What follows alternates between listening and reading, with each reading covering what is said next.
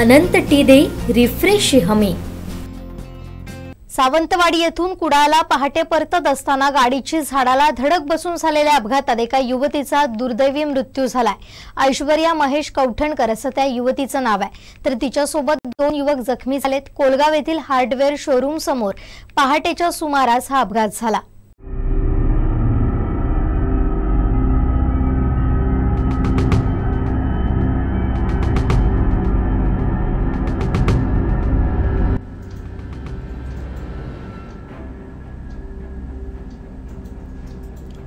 ऐश्वर्या कौठणकर आणि तिचे मित्र सिद्धांत बांदेकर, साहिल तेंडोलकर हे न्यू इयर सेलिब्रेशनसाठी गेले होते।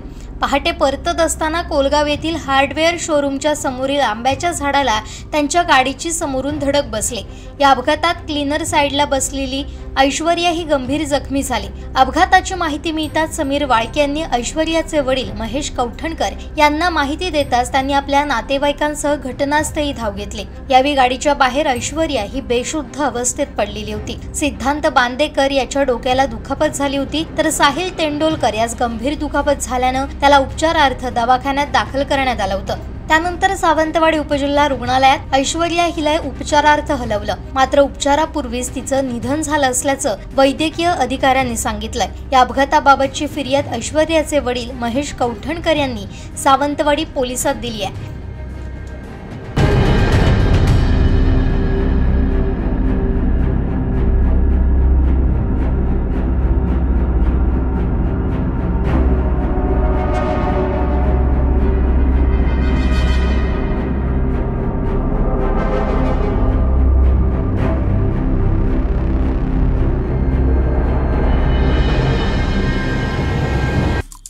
आमचे दिवसभरातले सर्व अपडेट्स, ताज्या घडामोडी आणि थेट लाईव्ह पाहण्यासाठी सबस्क्राइब करा, लाईक करा कोकणचं नंबर 1 महा चॅनल कोकण 7 लाईव्हचं YouTube चॅनल।